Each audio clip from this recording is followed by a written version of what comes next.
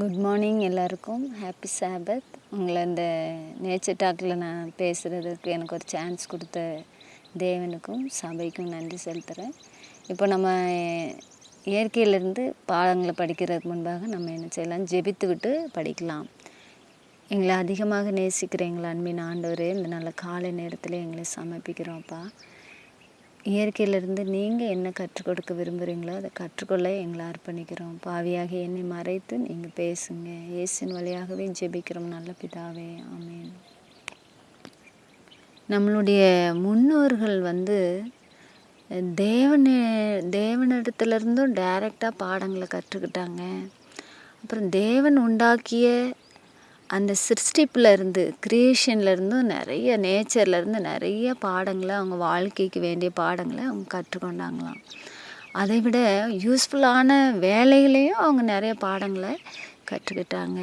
So இந்த இயற்கையில் இன்றைக்கி ஒரு சில காரியங்களை பற்றி என்ன பண்ண போகிறோம்னா நம்ம படிக்க போகிறோம்.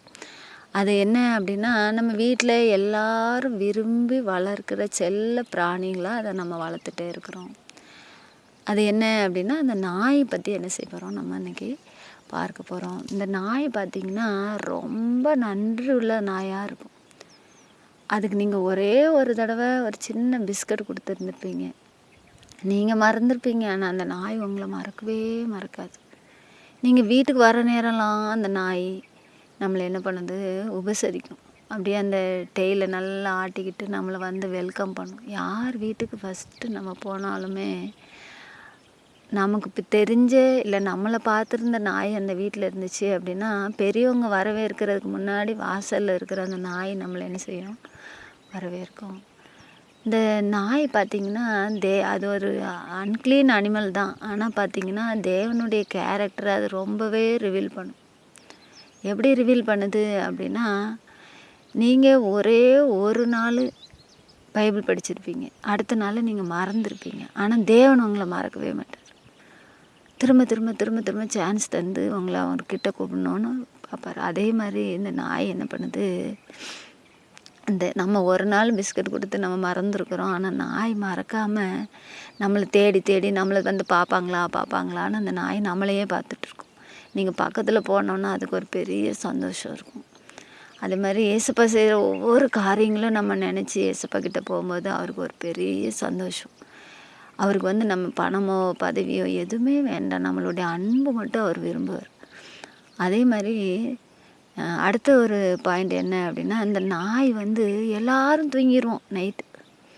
நம்ம பாட்டில் தூங்கிட்டுருப்போம், டயர்டாகி அங்கே போய் இங்கே போய் நல்லா டயர்டாகி தூங்கிட்டுருப்போம். ஆனால் அந்த நாய் என்ன பண்ணாதுன்னா தூங்கவே தூங்காது. அது தூங்குற மாதிரி படுத்துருக்கும், கண்ணை மூடி இருக்கும். ஆனால் சின்ன சவுண்டு டக்குன்னு முழிச்சு யார் வரா அப்படின்னு ரொம்ப விழிப்பாக இருக்கும், வாட்ச்ஃபுல்லாக இருக்கும் அது.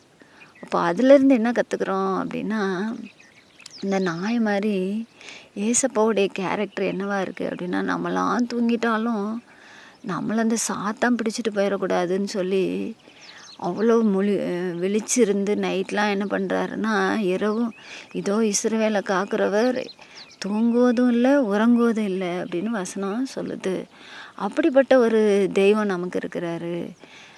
அது எப்படி இந்த நாய் தீஃபோ இல்லை மற்றவங்களோ நம்மளை தொல்லை பண்ணிடக்கூடாது, டிஸ்டர்ப் பண்ணிடக்கூடாது, நம்மளுடைய வாட்ச்மேன் நம்மளுடைய ஓனரை அப்படின்னு சொல்லி மாஸ்டரை அப்படின்னு நினைக்குதோ, அதே மாதிரி ஏசப்பா நம்மளை யாரும் சாத்தான் நம்மளை கொள்ளை கொண்டு போயிடக்கூடாது, அவன் பிடிச்சிட்டு போயிடக்கூடாதுன்னு ஏசப்பா விழிப்பாக இருந்து நம்மளை பாதுகாத்துக்கிறாங்க.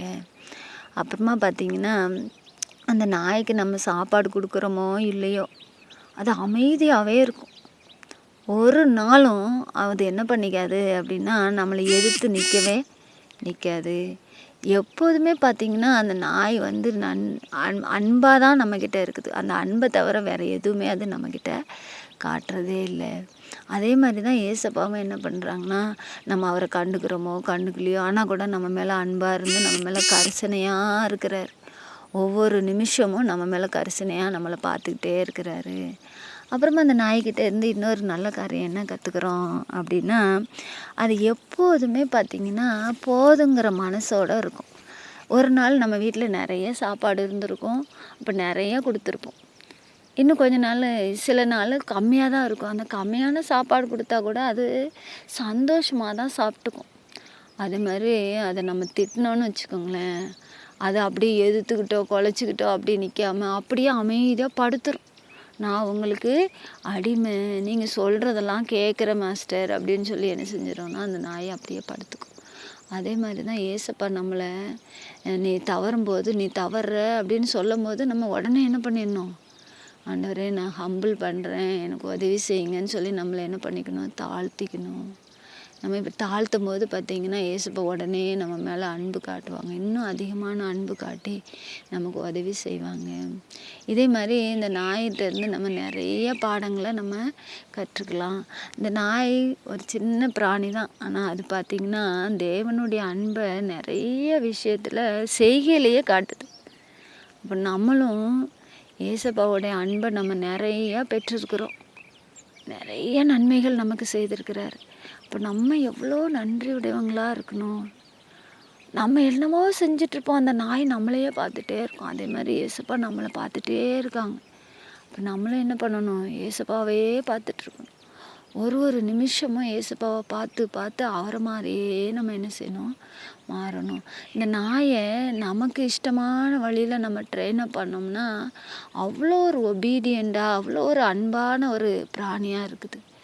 அதே மாதிரி ஏசப்பா கிட்ட நம்ம சரண்டர் பண்ணோம்னா அவருக்கு பிரியமாக நம்மளை என்ன செஞ்சுவார், வணைந்து கொள்வார். இந்த நாயை பற்றி நிறைய நன்மைகள் இருக்குது, ஆனால் ஒரு சில தீமைகளும் இருக்குது பார்த்துக்கோங்க.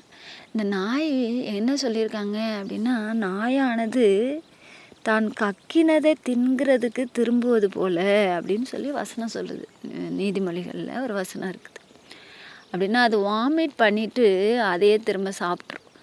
அந்த ஒரு கெட்ட காரியம் இந்த நாய்கிட்ட இருக்குது. அந்த தீமையை நம்ம செய்யாதபடிக்கு நம்ம பார்த்துக்கணும். எப்படி அப்படின்னா, பழைய கேரக்டர், இந்த கேரக்டர் நமக்கு வேண்டான்னு சொல்லி விட்டுருப்போம். உதாரணத்துக்கு கோவப்படுறதா இருக்கலாம். அந்த கோவப்படுறத விட்டுட்டு நான் திரும்ப போய் அதே கோபம் எனக்கு வரக்கூடாது. அதுக்கு தேவனுடைய உதவியை பெற்றுக்கிட்டு இந்த கேரக்டர் நமக்குள்ளே ஒரு வேலை இருக்கும்னா, பாவம் செய்யக்கூடாதுன்னு நினச்சி வந்திருக்கிறோம், திரும்ப பாவத்தில் விழுந்துட்டோம் அப்படின்னா திரும்ப ஏசப்பா கிட்ட போய் அதை கரெக்ட் பண்ணிக்கணும்.